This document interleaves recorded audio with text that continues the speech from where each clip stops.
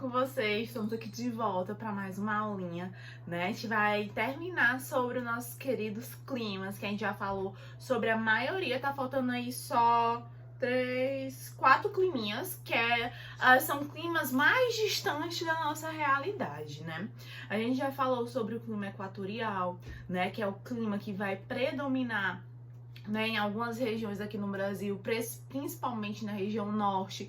Não à toa que aí nós vamos ter, né, a floresta equatorial da Amazônia, né, a floresta amazônica. Então, e ela vai ter uma grande importância não só naquela região, mas nas outras regiões ao longo do nosso país, né? Então é bem interessante por conta disso.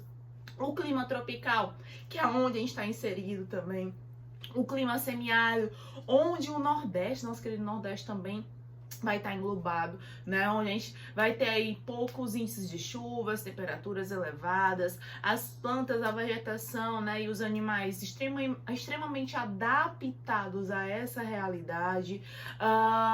Questão dos solos, né? Os solos serem bem rasos, aí dificultando a realização da agricultura, tendo em vista que boa parte, né, da região do semiárido, desse clima semiárido, vai estar em regiões mais interioranas, onde a agricultura, a pecuária, elas são fundamentais e dificulta, né, cria certas adversidades, necessitando, por exemplo, da irrigação, do auxílio da irrigação, né, para levar a água para essas regiões. E hoje nós vamos falar sobre 4 outros climinhas, né, que tem ao redor do nosso mundo. Quais são eles, professora? Temperado, mediterrâneo, o de frio, né, e o frio de montanha, que é mais difícil, porque é frio de montanha, professora, por que será? Né? A gente já conversou muito sobre essa questão de altitude, latitude, né, qual é a importância e qual é a diferença de altitude, latitude e altura, né, que vocês confundiam muito esses três. Mas vamos lá, cada coisa no seu canto, cada coisa no seu momentinho e vai dar certo. Vamos lá. O primeiro clima que nós vamos falar hoje é o clima temperado. Nós vamos ter uma temperatura aí bem amena, cerca de 18 graus Celsius, né, durante todo o ano. E nós vamos ter 4 estações bem definidas ao longo do ano: primavera, outono, inverno e verão. Lembrando que movimento, né, que acontece no nosso sistema solar que vai originar, né, as estações do ano. É o nosso movimento aí de translação, né? Porque o de rotação, a Terra ela vai girar em torno do seu próprio eixo, formando o dia e a noite. E no de translação nós vamos ter a formação aí dos 365 dias, né? No qual a Terra ela demora para fazer todo o círculo circundar todo o Sol. E aí nós vamos ter o surgimento das 4 estações: outono, primavera, inverno e verão. É interessante vocês lembrarem disso, dos movimentos. Foi uma das primeiras coisinhas que a gente falou quando nós começamos a falar de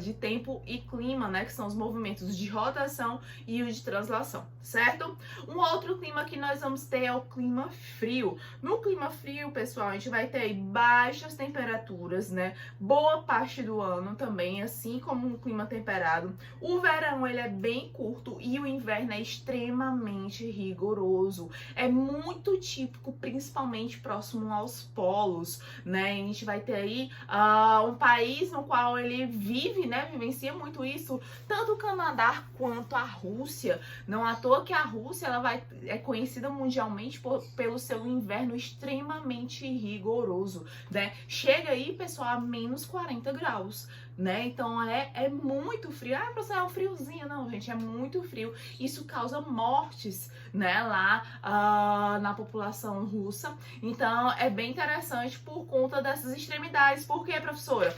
No norte da Rússia, gente, é extremamente frio. Já no sul, a gente vai ter uma certa proximidade ali já das zonas mais tropicais. As temperaturas são mais baixas, né? São mais elevadas, né? Então, assim, a gente vai ter os dois extremos dentro de um mesmo país, ok? E nesse clima frio nós vamos ter a precipitação de neve. Lembrando que a precipitação é a mesma coisa de chuva. Então, nós vamos ter a presença de chuva de neve, né? Aquelas imagens que nós vemos, né, nos filmes americanos, os flocozinhos descendo, né? Os flocos de neve acontecem geralmente nessa região. Professora, como é que se forma a neve? Gente, nada mais é do que água, né? Água em formato sólido, no seu estado sólido. Lembrando que a água vai ter 3 estados: sólido, líquido e gasoso. Então a neve é a água no estado sólido, né? Muito importante vocês lembrarem também dos estados da água, os estados físicos da água. Um outro clima que nós vamos ter é o clima mediterrâneo. Por quê, professor? O clima mediterrâneo ele vai fazer referência ao mar Mediterrâneo. Então, são as regiões ao redor do mar Mediterrâneo. Nós vamos ter aí um verão muito quente, muito seco e um inverno chuvoso, né? Com chuvas que não são chuvinhas como dá aqui no Ceará, não, meu povo. São chuvas extremamente intensas, né? Que causam inúmeros prejuízos naquela região, nas regiões próximas ao mar Mediterrâneo, como inundações, alagamento, professor, mas isso daí acontece em qualquer canto. Só que, gente, as regiões próximas ao mar Mediterrâneo são bem turísticas, recebem muitos turistas ao longo do ano. E isso faz com que nesse período de chuva tenha uma queda, né,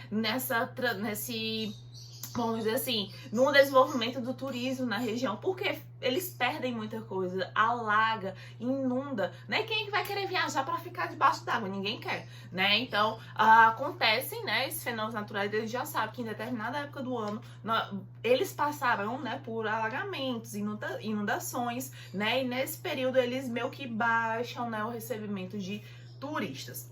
E o último climazinho que a gente vai falar é sobre o frio de montanha, né? Por que frio de montanha, pessoal? Porque quanto maior a altitude, menor serão as temperaturas. E significa o quê? Tem uma serra de Baturité, serra lá de Guaramiranga, não é frio? Porque é uma área mais alta do que a área onde nós estamos, né? Então, quanto maior a altitude, menor serão as temperaturas. E não é diferente na montanha, né? No topo da montanha não é à toa que várias montanhas, né, vão ter o que? Neve, porque são áreas extremamente frias. Professora, tem gente que mora nessas regiões? São regiões praticamente inabitáveis, né? O pessoal geralmente não mora lá no topo da montanha, vai morar nas encostas, né? Por mais que sejam áreas de riscos. Por que, professora, é área de risco? Gente, pode ter avalanche, pode ter deslizamento. O avalanche é o deslizamento do gelo, né? Se não tiver o gelo, pode ter o deslizamento de terra, né? Então, a gente tem vários probleminhas ocasionados por conta, né, da construção de casas em encostas. Um outro assunto muito importante que nós vamos tratar hoje é com relação à representação das cores nos mapas. As temperaturas, pessoal, elas vão ter cores diferentes. Vocês vão ver aí no livrinho de vocês. Vão ter cores diferentes, são representadas, na verdade, com cores diferentes dentro do mapa. Como assim, professora? As temperaturas mais quentes, tipo assim, né, nosso calorzão aqui de 30 graus, 40 graus, geralmente vão ser representadas pelas cores quentes, como vermelho, laranja, as cores mais, assim, né, quentes nesse sentido. Já as áreas mais frias, né, as temperaturas mais frias vão ser representadas por cores frias, né, como o azul, como o verde, algo mais assim, paz e amor, né, não é à toa que o povo faz muita analogia, não sei se vocês já viram nos desenhos, quando você tem um céu e tem um inferno, né? O céu é azulzinho, né? Uma cor fria. E o inferno é o quê? Vermelho, né? Que lá é quente pegando fogo, né? Então, é justamente isso. As temperaturas mais quentes serão representadas, né, pelas cores quentes, são as temperaturas mais elevadas. Já as temperaturas mais baixas serão representadas pelas cores frias. Beleza? Tudo tranquilinho até aqui. E, gente, o clima e o tempo, ele vai influenciar, principalmente o clima, né, que é uma característica da região, ela vai influenciar diretamente no desenvolvimento de algumas atividades econômicas. como, por exemplo, né, aquela que vive diretamente é um processo histórico, aí, ó, questão da história, né, é o desenvolvimento da agricultura e da pecuária. Por quê, professora? Porque a agricultura, pessoal, e a pecuária, elas dependem diretamente do fornecimento, né, da presença de água. E a manutenção da água, da existência de água em determinadas regiões é feita através de quem? De todo o clima, né, se eu vou ter o processo de evaporação, se eu vou ter um menor processo de evaporação, né? Então, assim, você tem que estar atenta a isso. Então, o clima ele vai influenciar diretamente no desenvolvimento de determinadas culturas, como, por exemplo, você vai pegar e inventar de fazer plantação de maçã aqui no Ceará? Numa região que é extremamente quente, não vai, porque a maçãzinha ela não é adaptada à nossa realidade. Ela requer um clima frio, né? Então, ela não vai se adaptar aqui, a não ser que você crie todo um ambiente controlado, que são as estufas, para fazer o desenvolvimento desse tipo de cultivo. Mas caso contrário, não, pessoal. Aqui a gente vai ter plantação, por exemplo, de banana, de melão, de melancia, que são frutas que são extremamente adaptadas ao calor. Do caju, né? Que caju, sabe o que tem caju? Caju, coco, né? São culturas que são extremamente adaptadas a nossas temperaturas elevadas. As flores, por exemplo, elas não são plantadas em todo o Ceará, não. Elas são plantadas nas regiões mais frias, né? São Benedito, Tianguá, que são as regiões onde nós vamos ter as temperaturas mais baixas, né? De toda a região. Então, por isso que o clima vai influenciar diretamente. Outra coisa, em cima da pecuária, né? Vamos dar um exemplo. Aqui, pessoal, não dá certo você tá criando, por exemplo, animais que são adaptadas no frio. Tem alguns tipos de ovelhas, né? Que são aquelas ovelhas que dão a lã. Elas não são adaptadas aqui, por quê? Porque as bichinhas morrem de calor. Aqui a gente vai criar o quê? Cabra, bode, porque as bichas são resistentes, né? Elas conseguem se adaptar às nossas adversidades. Então é interessante como o clima vai determinar como a gente vai se comportar. Não só os seres humanos, mas todos os micro-organismos, né, que existem dentro do ecossistema. As plantas, os animais, né? Então tudo isso vai influenciar o solo, né? Que em determinadas regiões onde as temperaturas são mais elevadas, os solos são mais pobres, onde o clima ele é mais úmido, né? O solo ele tende a ser mais fértil. Então tudo isso, pessoal, vai determinar em várias atividades econômicas, certo? Então, meu povo, qualquer duvidazinha, anotem que durante a aula ao vivo nós vamos tirar. Até daqui a pouco e um beijo!